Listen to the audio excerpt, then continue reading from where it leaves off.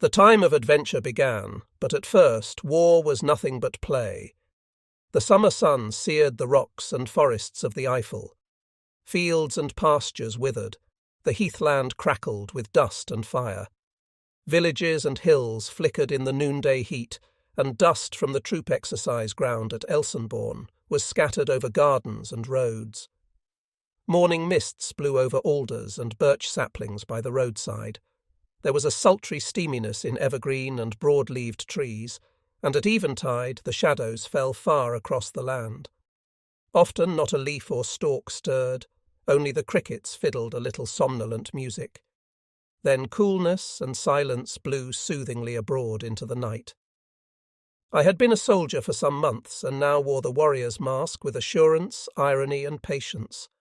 Never had substance and appearance been so far apart with me.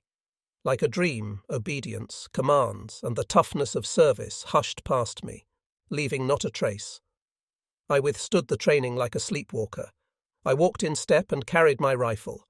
Like a machine, I learned how to use a machine gun and a light anti-tank gun. An hour's worth of reflection was enough to bring out the sadness and despair, emptiness and fear, rage and pain of my days. I did not complain about being alone. I loved it, but sometimes I was overcome by feelings of helplessness and abandon. Something inside me wanted me to remain as I had been before my draft. Even that became difficult. All thoughts of the future fled as from a huge horror, and I was barely able to overcome the shocks of the soldier's life. But I got used to it, to never being alone, but always a stranger among strangers, separated from the others by spirit and soul, manner of life and beliefs. I went through the inevitable acclimatization, but I never allowed the noise and the monotony of the day-to-day into my private kingdom. Before long, I had recovered the confidence and irony to get through it without taking damage. I lived in the dark. Ghosts lurked everywhere. Fear, disappointment, and continual grief marked my sorry path. It was better then to believe in the most fleeting dreams than to be helplessly at the mercy of doubt and uncertainty. I couldn't live without the tiniest shimmer of hope. Everything on earth was growth and transformation, and as the surface changed, so the essence of a man ripened within. My dreams showed me pictures of my hidden evolution, even if I, dazzled by the days, was unable to understand them when, for a few seconds at a time, they showed themselves. I was asleep, but it was precisely at such moments that the reality and nobility of life struck me most forcibly. In this way, for all my errings, I was able to find my way back to the man I had been before the outbreak of war. Everything was a sort of homecoming to me, even if I often failed to grasp the path and the destiny, and at times I was able to shape my own life as I pleased. I was made happy by the small joys of a soldier's life, a book, a glass of wine, some music, and a contemplative evening in the Eifel Mountains. Fate was often kinder to me than I expected and taught me to trust myself again. Barracks life and drills seemed worse to me than war, just as the school of life took life more seriously than God and the world did themselves. Because now the metal that had been won from youth's ore was hammered to steel, and I had to serve as an anvil. The platoon was made into a fighting unit, the individual to a cog in a machine, able to fight, to overcome hardship, to suffer privation and to attack, willing to suffer and to die, prepared to obey and to do without for the sake of the war. And so the cannon fodder was brought up to snuff. The raw material was given its form, and I took the soldier's mask more seriously.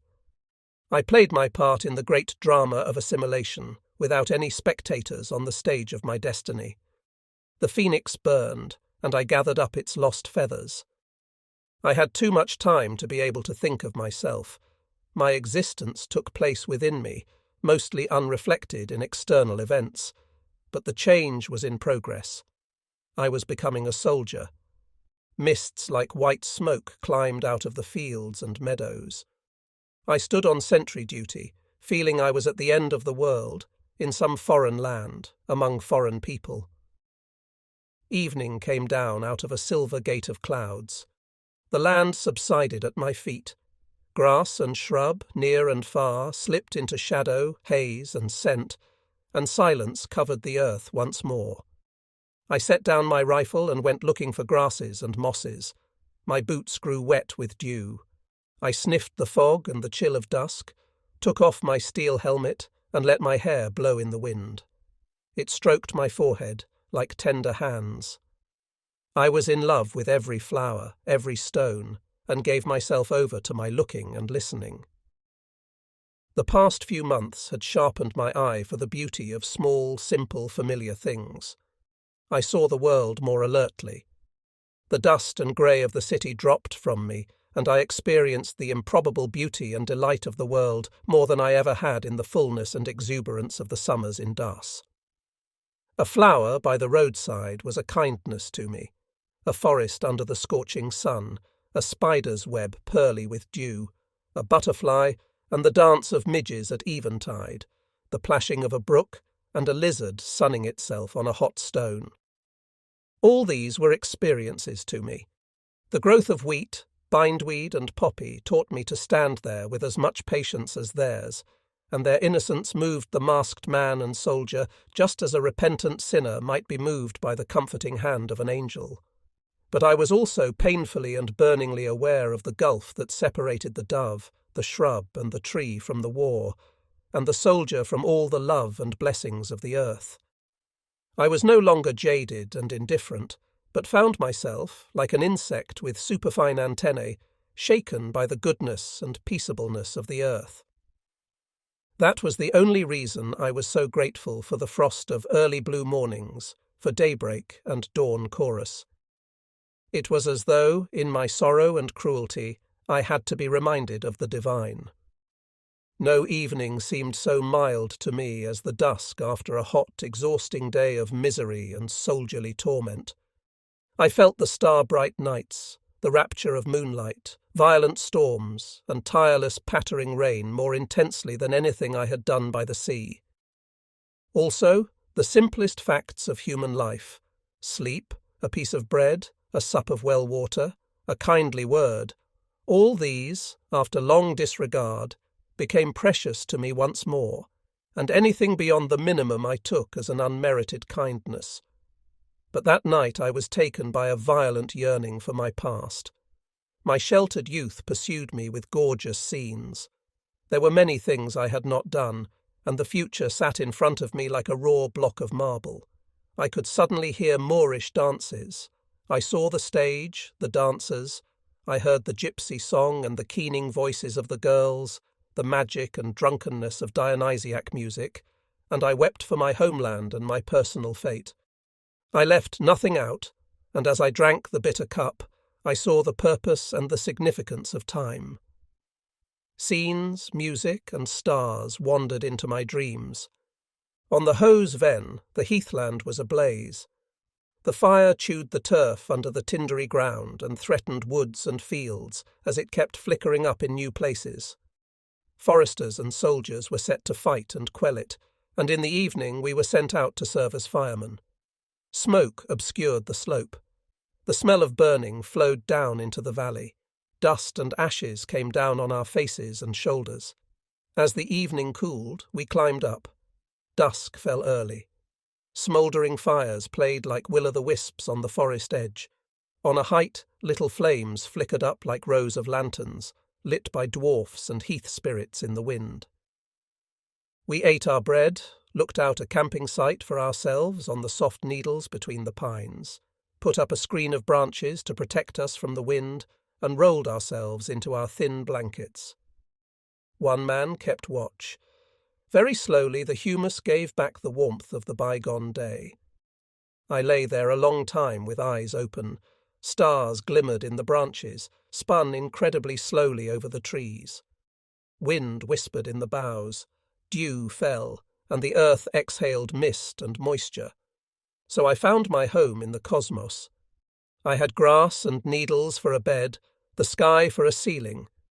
No walls separated me from God and the weft of life. I lay as sheltered as in the heart of the world. Some Walloon foresters came and sat by me.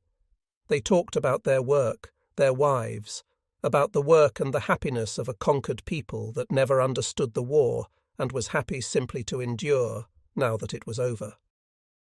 At midnight they took their leave of me, as of an old friend, and left to protect their huts from the creeping subterranean fire. I was glad. I never saw other peoples as enemies. There was always a bridge from man to man in quick time. They sensed the peaceable man under my uniform. The only enemies I ever found were around me and within me, in the self that was fighting against my destiny and imperiling me. So I thought, and fell asleep. I woke shivering at dawn. The fire had gone out overnight. Fog and smoke mixed to a thick haze. We went back down to camp. We travelled to Monschau, and I breathed in the air of my old city. Life wasn't so bad. It was just me making it unbearable for myself. As if, in my obstinate hatred for war and military, I insisted on suffering from them. At noon we marched past the lake at Robertsville, over hills and narrow forest paths, into the valley. A stream flowed under beeches and alders, trout flashed over the stones, algae shimmied in the current, and feldspar and quartz glistered on the bottom. We climbed steep slopes to a ruin, and there in the ruined castle we set up camp among wild fruit trees and blossoming shrubbery. As evening fell, we scaled the wide tower, lit a campfire, and sat on the crumbling masonry, amid ivy, brushwood, thorns, and wild vines. We emptied a small barrel of beer, smoked, and sang songs of soldiers' lives, love, going to war, and death, full of the melancholy beautiful bliss of death that I once felt when listening to Haydn's military symphony. Flames flickered, stars danced, shadows covered us. The scent of wood, juniper, and mountain ash climbed up to us. The night wind burst on rock and bush, and the moon sailed through the dreamy night. The call of a screech owl resounded in our silence. We sat together as though resting from a long journey. In that hour I felt at ease in my company, one of many who shared the same destiny, the same garb. Though not necessarily of one mind, we were just adventurers abroad. So I was a soldier for a few hours at least, even in my heart, and felt an early intimation of gratitude to life and fate, which taught me that many things could happen only in war and in the mask of a soldier. I felt the soldierly spirit that identifies beauty in the midst of sweat and pain and welcomes the hour of relief at the end of obedience and punishment. Secretly, though, what I loved was the feeling of returning to myself, which opened its gates. What I was responding to were romance, youth, and a whiff of a different freedom. Never weapons, never war. My yearning always remained awake, and my homesickness unrolled its carpets over all things and experiences. I was still only at the beginning, and what was ahead lay in front of me as in a locked chest. Untrodden, the wide, wide world stretched in front of me. I was still living in my own kingdom, thinking of the cosmos, the search for God, wild imaginings, dream and grotesquerie, which, even in self-division, spiritual anxiety, despair and questioning, I preferred to the soldierly world of masks. Night rain whooshed down on our tents, drumming on canvas and leaves. The following evening we marched back to Elsenborn. The war games went on. We practiced with flags, blanks and dummies, and our victory was never in doubt. We tossed our enemy aside. And the Wehrmacht reports 6 carried nothing but victorious encirclements, advances, and extraordinary numbers of captives and booty from the Russian campaign, where our destiny was pushing us. We served the imperative of history as specks of dust in the whirlwind, and were privileged to participate in the end of our world. So the introduction to my adventures ended with intimations, dreams, and signals, whose interpretation I left to some future date and later forgot. We returned to barracks in Cologne, lean and strong and sunburned. Our posting might arrive any day. I took what the city could offer me: amours, books, concerts, plays, variété, and thoughtful hours in the cathedral. I went home, saw my friend once more, and drank the night away with my comrades. Uncertainty and expectation were features of my days. I didn't worry and felt strangely impatient for what was to come. One day I found my name on the list. I was kitted out and equipped, said my goodbyes at home, and set off on my great Russian adventure. And so the war began for me as well. At dawn we marched to the station, with pack, steel helmet and rifle. It was raining, the weight pressed on our shoulders, and within us we felt the sadness of departure. The women on the streets had tears in their eyes. The girls smiled at us. We were put on trains, and the great adventure began. The train rumbled through the late summer into the rising sun. It felt humid in our goods wagon. We sat on hard, shaking benches. On the floor was a thin covering of well-trodden straw. Our baggage was stacked in the corners. Our blankets were full of dust and chaff. Rifles and belts struck the walls in the tempo of the rattling wagon, and the wheels sang the never-ending song of the rails.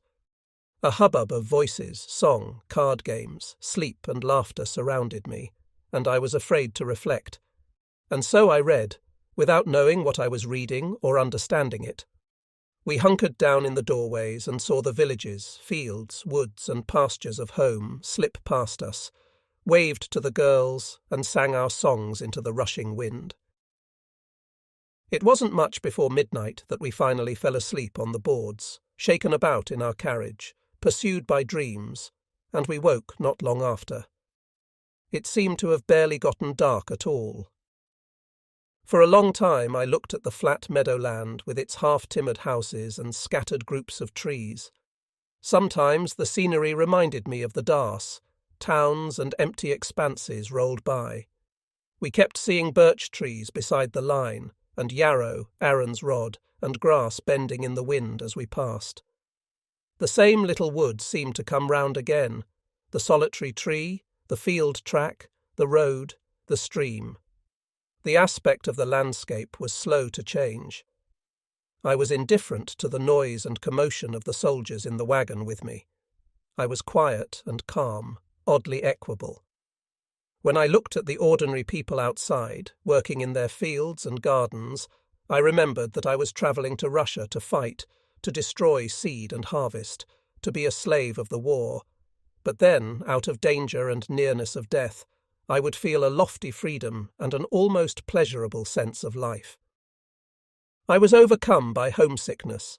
Sorrow at parting and loneliness made me sad, and of course I was frightened of what lay ahead. Certainly there was nothing familiar. In spite of that, I wasn't wrestling with my fate. I yearned with a passionate impatience for whatever was awaiting me. I was still young enough to desire anything new, to relish the excitement of the journey, and to intoxicate myself with dreams and fantasies. I didn't think much of death and danger. Distance pulled me toward it. The array of what I saw outside and the atmosphere of our departure filled me with an unspecified joy. Melancholy recollections mingled with stoicism toward the present, worry and grief with a boisterous pleasure in being alive. I felt as unhappy and consumed by bliss as if I were in love. And so I entered the magical space of adventures. It was the beginning of a long journey. The next night also passed without sleep. It was very early in the morning when we crossed the border into conquered and once more partitioned Poland. Flat country and distant hills characterized the sparse scenery. Stubble fields with shocks of corn, pastures with the drying hay from the last mowing of the year, small villages and low functional houses, wide streets and neglected gardens filled in the space between the cities. Lodz, Krakow, Katowice. Barefoot women went about their work, with kerchiefs tied over their dark hair and skirts bleached to some indistinguishable colour by the sun. Ragged, neglected children begged for bread. They ran along beside the train, holding out their bony hands, or stood there accusingly, an image of hunger and abject poverty. Their pleas and their thanks sounded equally foreign to my ear. We had little enough to eat for ourselves. Their poverty was strange to us too. It didn't resemble our native poverty in Germany, and we didn't really understand it. We were not yet acquainted with hunger and inflation. It was our first meeting with a people who spoke a different language, with a different attitude, another purpose. I saw no enemies, only conquered people, only strangers. No path led to their souls and spirits, and from the moving train I had little sense of their day-to-day existences, their happiness and their grief. I did nothing and didn't reproach myself. I was just tired, pale, and I dropped off from time to time. We stopped in Krakow. At midnight I was standing sentry on the rails. Over me sparkled innumerable pallid stars. A yellow moon appeared between loose clouds, turned a deep orange, and sank in a gory red. Barely a signal, barely a faraway light shone to me in the dark. I shivered, and my eyes were dropping shut. We travelled onward. In the morning we reached Jarosław, the new frontier town on the San. We piled out. September soon lay on the platform of the little station. The Russian Empire began on the far side of the river. I sat down on a stack of boards, felt the warm sun in a tired way, and watched Russian POWs at work. Bearded faces, unkempt hair, empty eyes, and ripped uniforms all presented an image of sorry homelessness. Every movement that was performed was dull and slothful, and the guards swore and hit out with sticks and rifle butts. I felt no anger at the ill treatment of these helpless men, and no sympathy either. I saw only their laziness and their obstinacy. I didn't know yet that they were hungry. I was glad we had stopped moving for the moment, and that we had another interval of time. I was completely preoccupied with my own destiny. We picked up our knapsacks and marched to the barracks. Ochre houses with lofty windows behind dusty trees were redolent of an atmosphere of soldiery, service, and ugliness. We moved into bleak little rooms, with cockroaches, dust, and hunger. There our shared privation and distance from home made us into comrades. Secretly, though, everyone remained isolated. There were no bridges from one man to the next. We marched out every day, with knapsack, coat and blanket roll, with storm pack, bread sack and rifle. Singing, we marched through Jarosław and followed the tarred roads into the outlying woods and hills. With singing and humour we battled through our exhaustion. We had to practice marching because at the time that was the only task we expected to be given during this war. We marched in rain and shine, and thunderstorms broke over our heads. We draped canvas sheeting about us. The wet dripped off our helmets, and our rifles sprouted rust like fungus. I didn't often go into town in the evenings. It wasn't that it was strange to me. The towns of this world aren't so very different, and at that time I didn't have much of an eye for fine distinctions. It was a wretched caricature of a small town in Germany, without any amenities except a little library and a tolerable schnapps in some of the bars. I didn't enjoy being a soldier among a conquered people. I felt strange and excluded. I felt ashamed of my presence there, and often felt responsible for the people's misery, as when an unmerited hatred seemed to strike at me from all directions. I bought cake and fruit to supplement the sparse diet, sometimes played the piano or read in the soldiers' quarters, where we had a wildly varied selection at our disposal. Then I would return home at night with my companions through the darkened town. We sat in smoky bars and drank the garish and syrupy schnapps. Later on we would stare at girls and women, but there were no encounters. I wasn't immune to the tender blonde or gypsy-ish charms of Polish women, but I was too ashamed to go after love in the midst of this foreign people, and the squalid brothels only disgusted me. Eros took other paths in our jokes, and everyone who told stories became his own Don Juan or Casanova. Only self-restraint and collective living could master what lay ahead of us, and so we lived like monks. Usually I was on my own in the barracks reading room, and I wrote my letters, aphorisms and poems, and tried my hand at eerie tales. From my fables and fantasies I increasingly withdrew to philosophy and problems. Often serious conversations would go on till deep in the night. We were looking for some principle or backbone to help us bear our fate.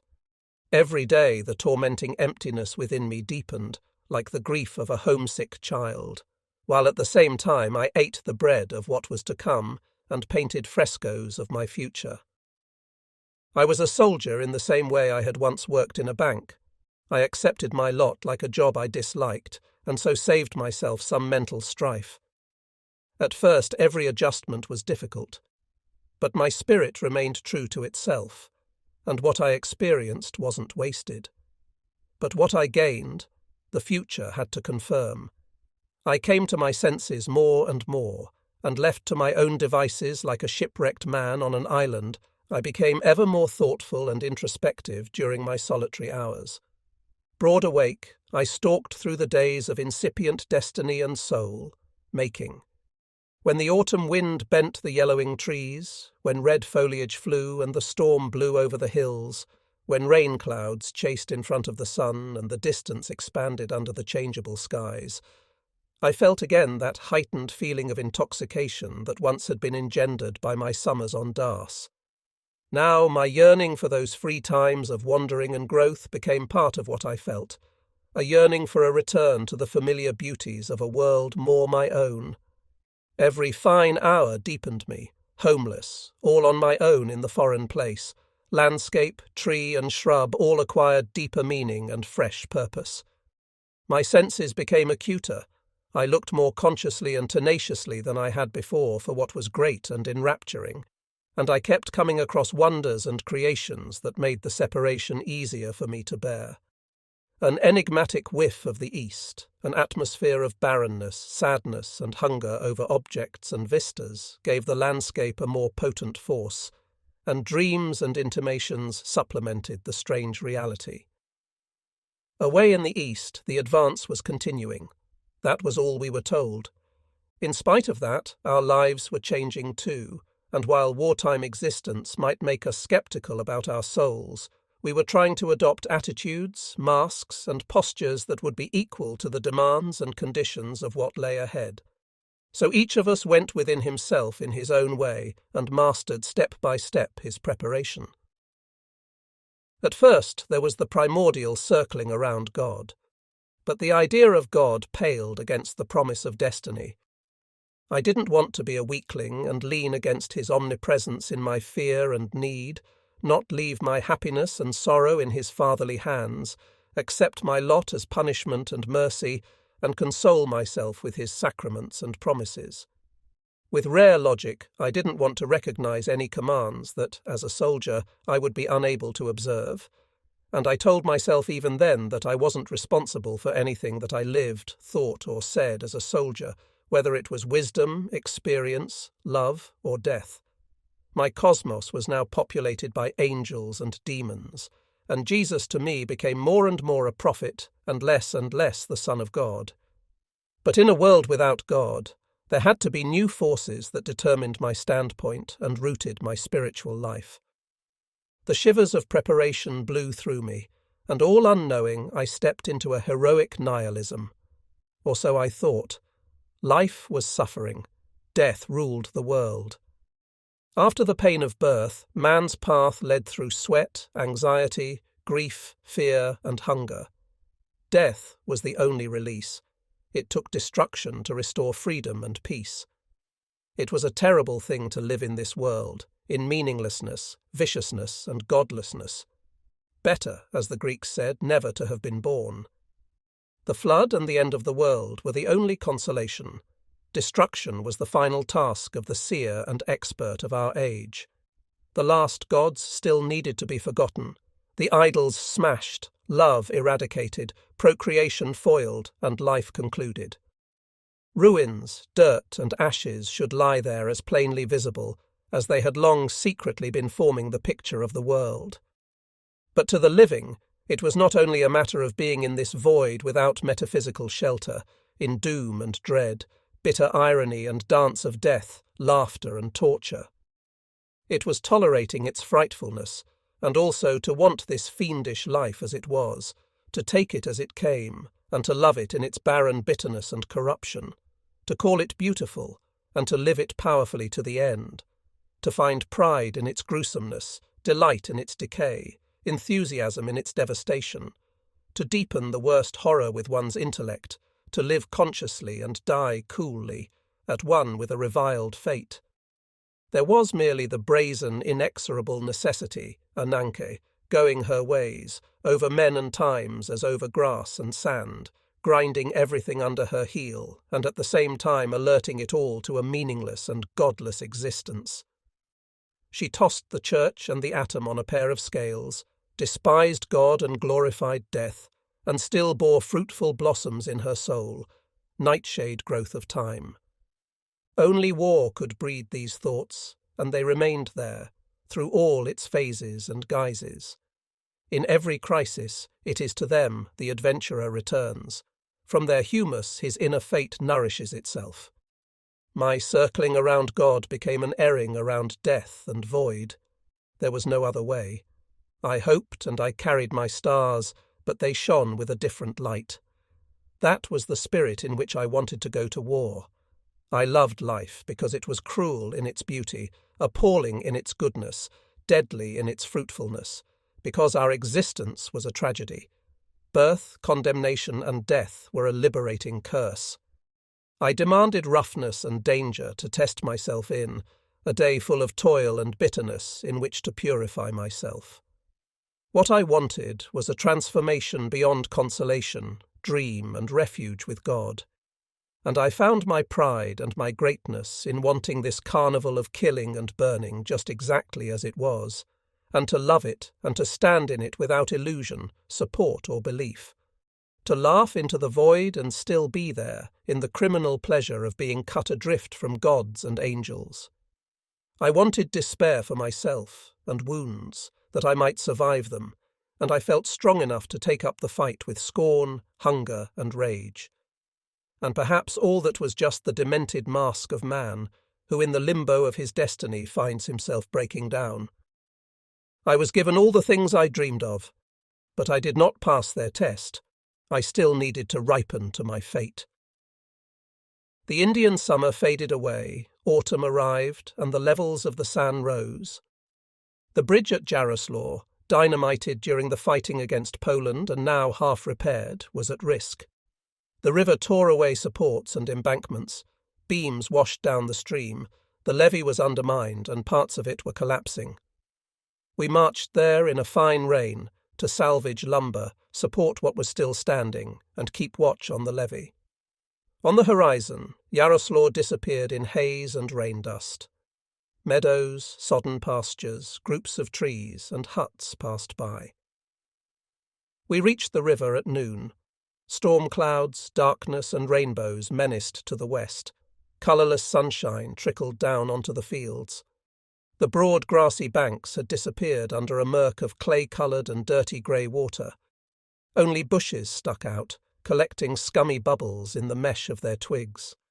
The spirit of the eastern landscape wafted toward us, melancholy, emptiness, expanse, a twilit mood, and as if to order, the remnants of the bridge obtruded into the oppressive scene of abandon and strangeness. Now I knew how far away I was from home. An unwelcoming country took me in, where I could not live, only die, or, like Ahasuerus, wander forever, a drifter, evicted, a ghostly shadow, an exile, wafted about by the choirs of the dead and the night wind off the hills, consumed by spirits and as lonely as at the edge of the world. The only way a man could live here was in tents, take them down, set them up, take them down again, always on the road in no man's land. And only the grave would set an end to yearning and suffering, fear and abandonment. Any notion of becoming had to be a grave error here. There was no adventure, no romance, not here. Only the year governed with its wheel of perpetual return. The soul lost its features, the wanderer his mask and his face. And so I entered the domain of my new life, staggering from one contradiction to the next. We got to work. From barges and rafts we laid new foundations, attached drifting timbers, anchored what was left of the props, spanned wires, and dragged earth and stones into the dikes. We scooted fearlessly around in the rapids, whirlpools, and foam. And by evening the bridge had been saved. Railwaymen played host to us, and for the first time in a while we ate our fill.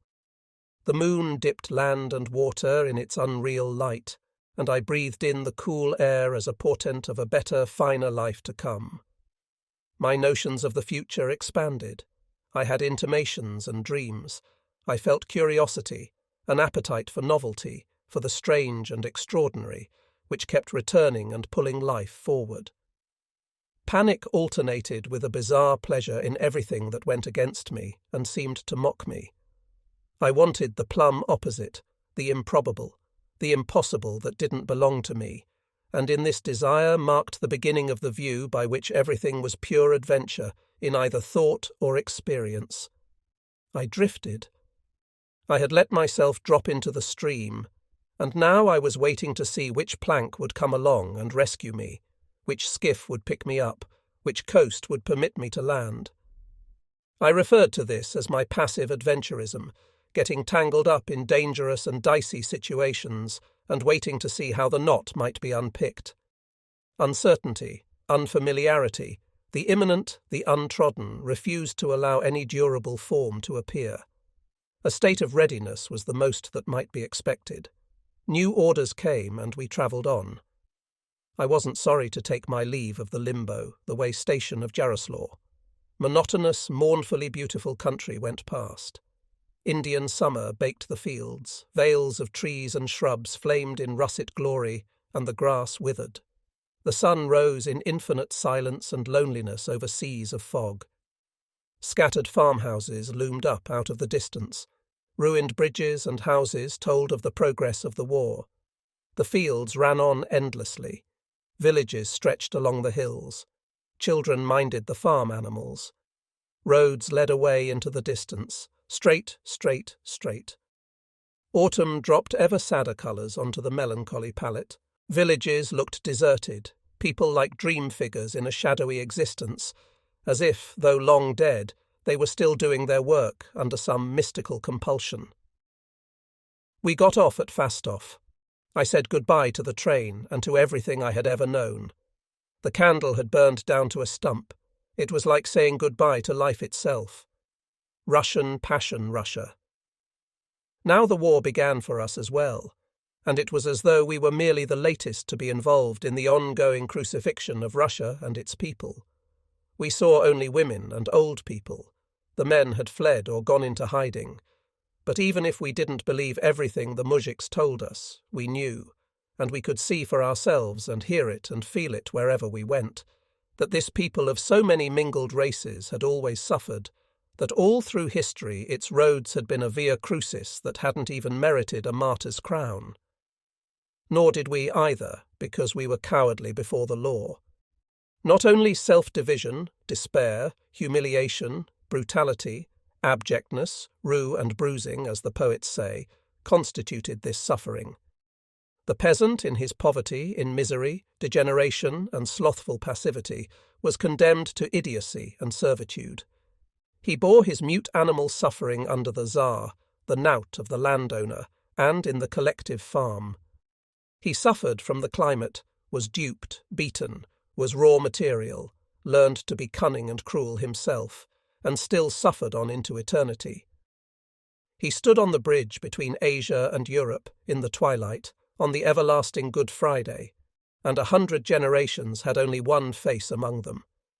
We saw the hunger and the misery, and under the compulsion of war we added to it.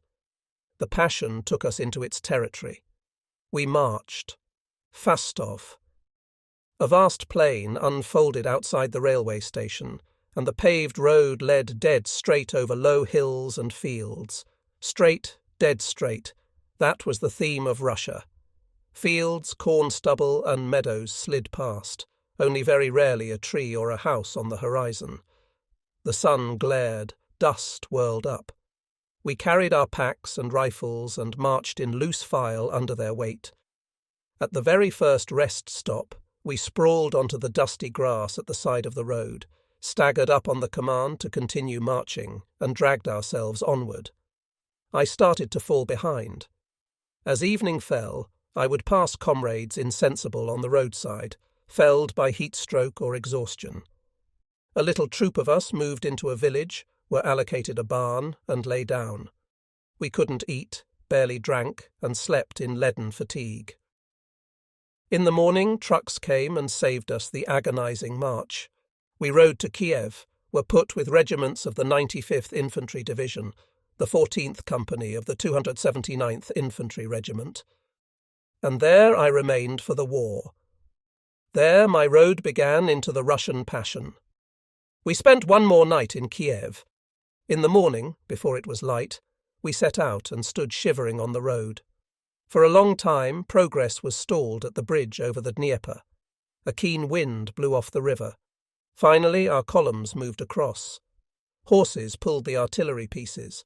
A munitions cart with blankets and equipment, knapsacks and booty, travelled with each light anti-tank gun. At noon, while we rested, the field kitchen drove past the ranks and gave out food. The supply column was a long way back. The front was an unknown distance ahead. We heard that our motorized units were pursuing the Russians. That was all we knew, no names of places or directions. At night we set up tents or slept in houses, lying on straw and always tired. Slowly but irresistibly we moved across the steppe toward the great adventure. Sun seared. Dust and sweat begrimed our faces, and the march and the road seemed never-ending. Low whitewashed cottages stood among fruit trees and wells, all of it lost in infinitude. Women in brightly coloured headscarves stood barefoot on the broad road, beautiful figures among them. We saw hardly any men. We marched. Our feet swelled up and hurt. Our breaths came quicker and shallower till we were allowed to rest. Every night was a relief. I felt an utter stranger in Russia. We were given a day's respite. A white village in the midst of apples and poplars took us in. We could wash and sleep, wash our clothes, and fix something to eat with stolen eggs and flour. There were occasional beautiful simple houses standing in the bare landscape. But mostly they were squat, ugly huts, in which 4 or 6 or 10 people lived in a single small, low-ceilinged room. They were beam constructions, with daub walls, the cracks stuffed with moss, the inside roughly painted, the outside generally not. Their roofs were straw. A stamped earthen floor supported the great stove on which the inhabitants slept.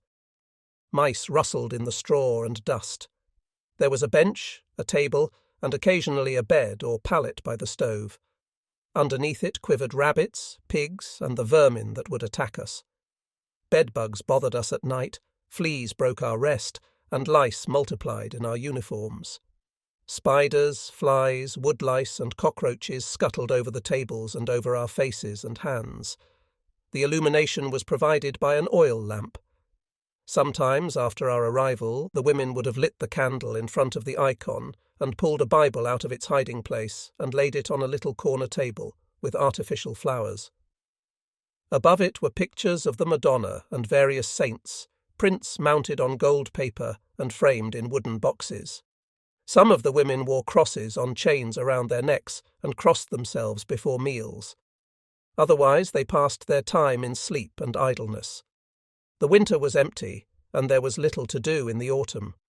They lived on potatoes and sour black bread, usually kept a few chickens or geese, sometimes a pig or a cow. But they were strong and healthy.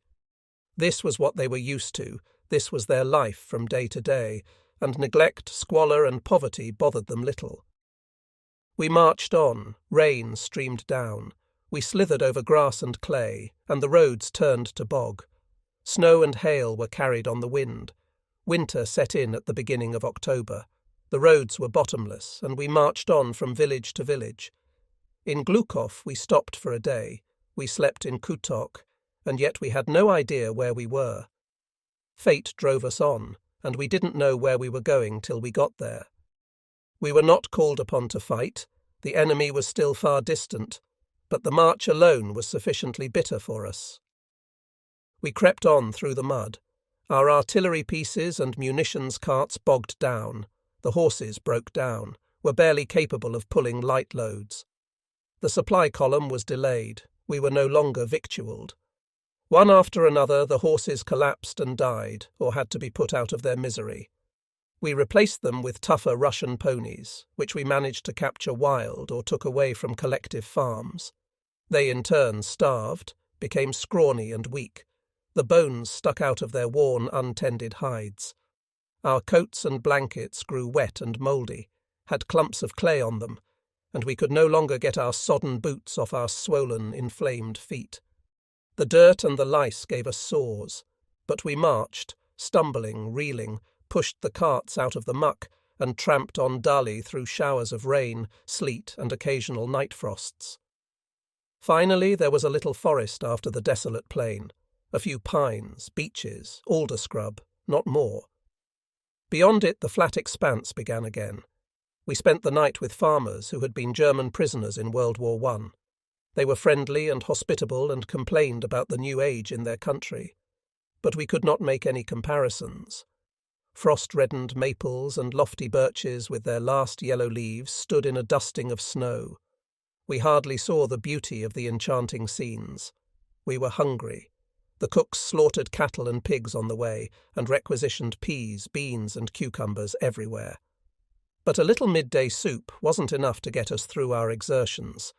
So we started taking the last piece of bread from women and children, had chickens and geese prepared for us, pocketed their small supplies of butter and lard, weighed down our vehicles with flitches of bacon and flour from the larders, drank the over-rich milk, and cooked and roasted on their stoves, stole honey from the collective farms, came upon stashes of eggs, and weren't bothered by tears, hand-wringings, and curses. We were the victors. War excused our thefts, encouraged cruelty, and the need to survive didn't go around getting permission from conscience. Women and children were made to go to the wells for us, water our horses, watch our fires, and peel our potatoes.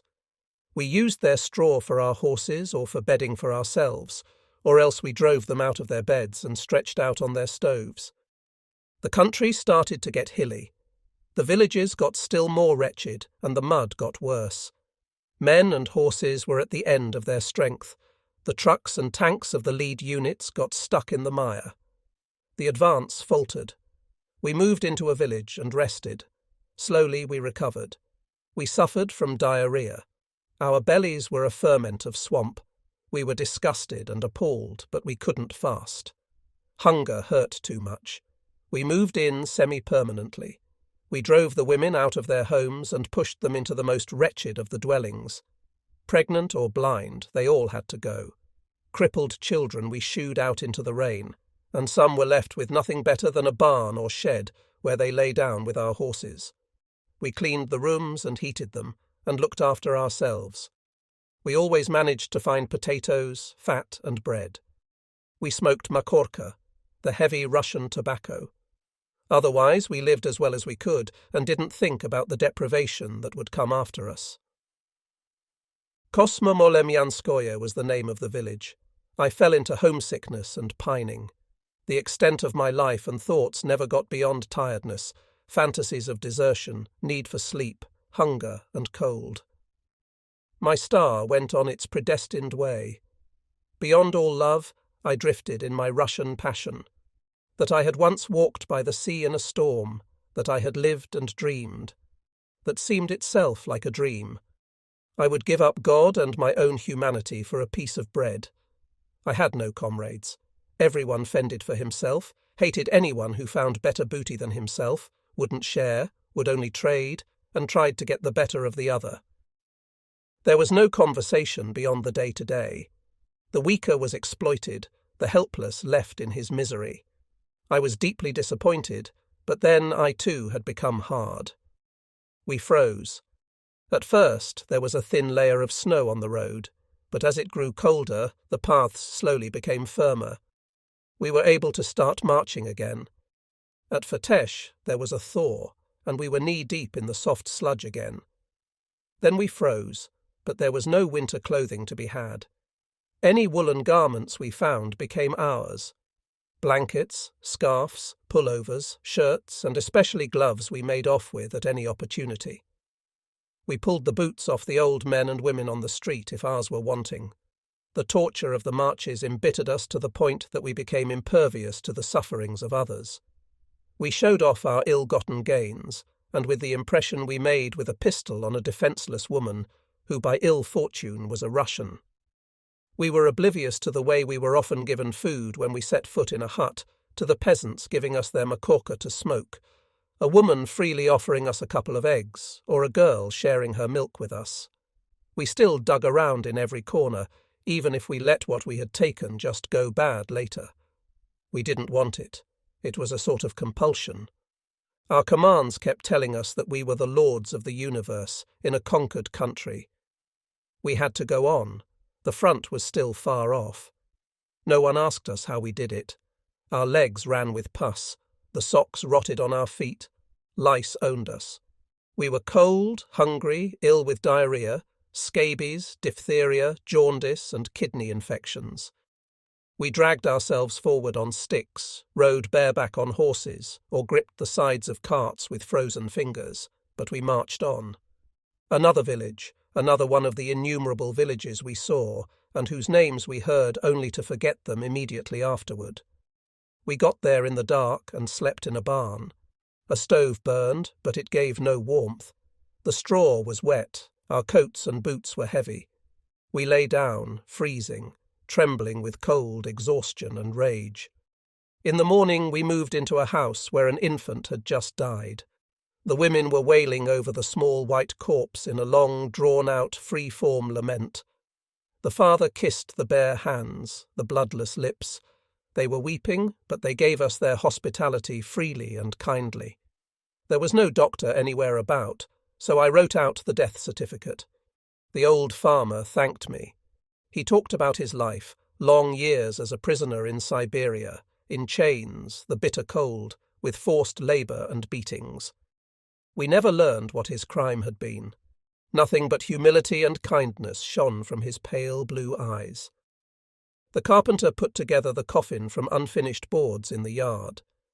The women, singing again, dressed the boy in his Sunday best, bedded him on hay, pressed a cross nailed together from a couple of sticks in his folded hands. They buried the coffin in their garden. No cross marked it, just a brown tump in the bleak landscape. Parents, brothers and sisters, and friends ate a chicken for a funeral feast. One was cooked for us as well. The hospitality was extraordinary. We didn't deserve it. Kursk. We barely saw it. We did nothing but go through the buildings for food and woolen garments. Working Russian prisoners we stole bundles and tobacco from. We smoked greedily, and at last lay down warm and peaceful.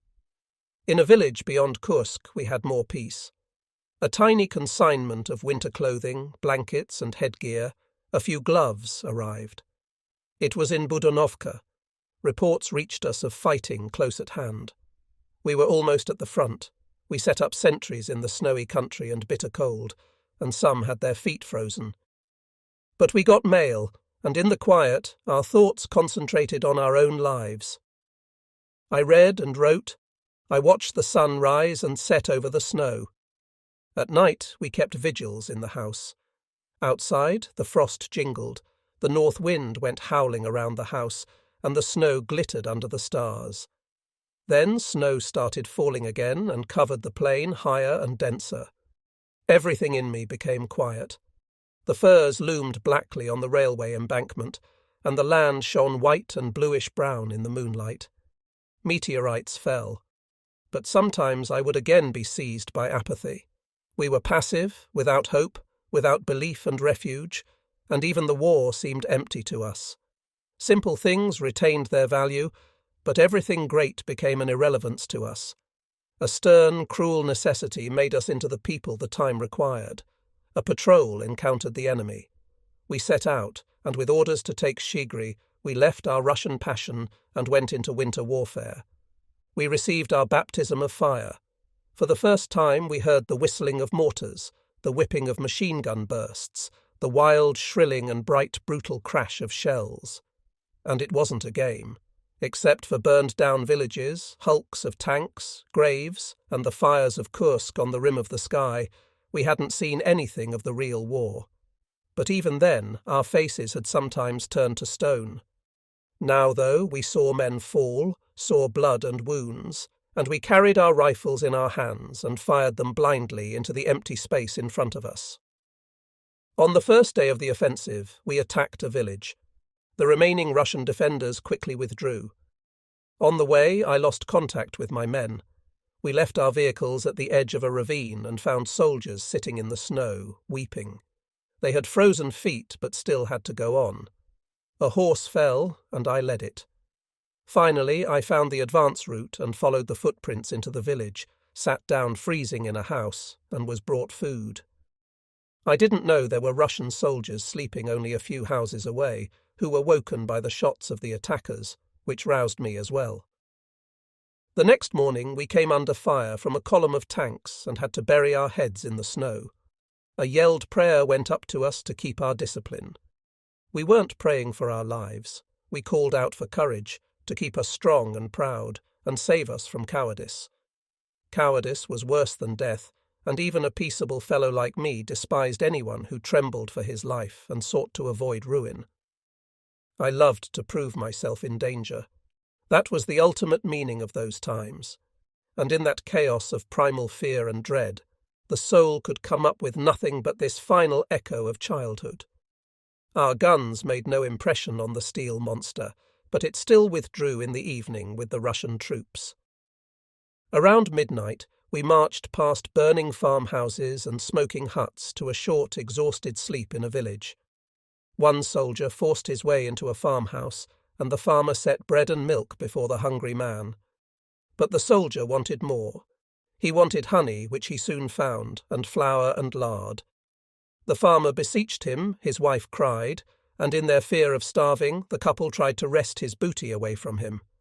The soldier smashed in the farmer's skull, shot the farmer's wife, and furiously torched the place. He fell that same night, hit by a stray bullet. But we shouldn't ask after God's justice in war. On the next day, the Russians put up fierce resistance. We had to fight every step of the way. I remained behind with a machine gun, guarding the supply column and the spare munitions against stray attackers. We spent endless hours in the ice and snow, with no protection against the biting wind, eating frozen honey from the comb, as we didn't have bread or water. We soon lost all feeling in our feet.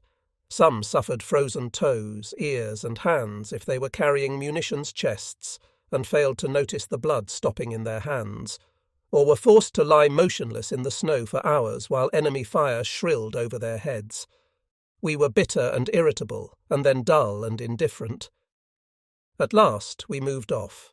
A small hamlet had been conquered, but the Russians had burned it all down before leaving. We looked out bundles of straw, spread them out in a hollow, laid canvas over them, crept completely under our blankets, and pressed ourselves together. We slept in spite of our icy feet. But whoever went out on sentry duty didn't dare lie down afterward, because their foreheads were already sore, and some showed signs of frostbite. We lit big fires, staggered and hopped around the flames, and waited for day to break. The night was the colour of blood, from the fires in the villages around, and the hills echoed darkly with the thunder of explosions. These experiences made me feel a stranger to myself. The order came to strike camp. We marched towards Shchigry and took the first heights without having seen a single Russian. Again I stayed behind with a machine gun and a couple of comrades, since we were unable to keep up, enfeebled as we were by diarrhea and exhaustion. From up on the slopes we saw the little town in the valley and rows of houses on the hills around. We lay in the snow with some men from another platoon. Sporadic fire from Russian infantry weapons blew over our heads. We might be hit at any moment. We were forced to wait it out, unmoving, inert, unresisting dead material. Suddenly one of us leaped up. No one had given any order. But we followed him, breathing easily again, once more conscious of our being there, not brave but in a frenzy, done in by inactivity and waiting, driven by cold into a panic of movement, courageous out of a fear of keeping still, and then suddenly transported by a blinding access of enthusiasm. Death and danger were forgotten. Life was justified by mere action. Men fell. The wounded screamed. We didn't pay them any regard. We charged like maniacs to the edge of the town.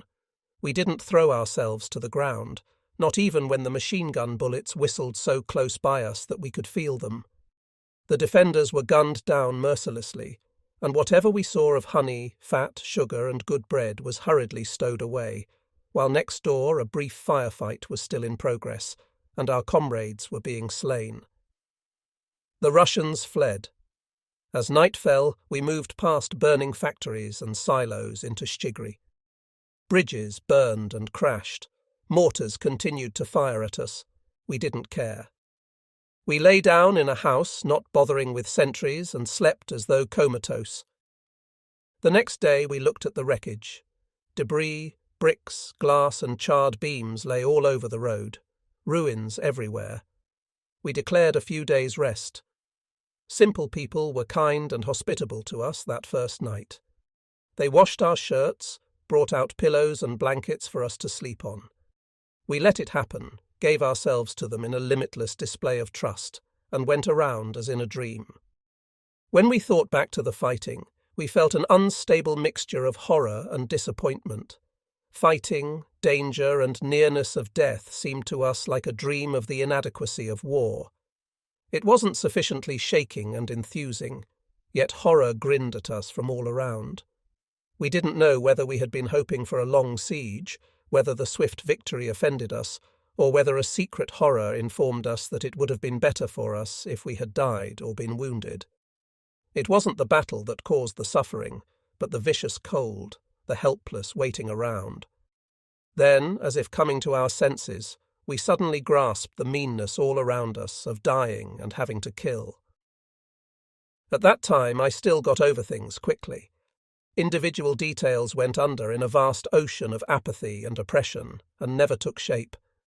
We moved in with a couple of young women, whom we called the Daughters of the World Revolution, who impressed us with their pride and their comradely attitude. It was as though they sensed a tie between us as coevals, some shared quality in our yearning and our fate that was stronger than the division between us that the war wrought. Strangely, there was an intimation here of a greater peace than any war could ever bring. With our looted bread and honey and their chickens and potatoes, we prepared a common feast and talked in a blithe mixture of languages. Our last evening in Shchigry we spent with a land-owning family, who were hanging on in a dismally converted building and had nothing left to remind them of pre-revolutionary times beyond a photograph album. The old man, an upright, strong and good-looking patriarch, brought in his daughters, simple, delicate girls who came in holding hands as if to comfort one another in a dehumanized world, and thus cling to some paradisal youth. He began with an ironic rendition of the Internationale, and followed it with a teary version of the Tsar's hymn, the Stenka Razin, and some hymns. I spoke French with his wife. She spoke in low, shy tones. Her face was still beautiful, but marked by suffering. I got to hear of the expropriation of landowners, of various forms of forced labour and increasing hardship. One son was in Siberia, another had been killed. The fate of a daughter married in Odessa remained unknown. We felt sorry for them. We did not yet understand that a new spirit and new growth were bound to trample on the precious things of the past. Then we marched on to the assembly point on the River Tim.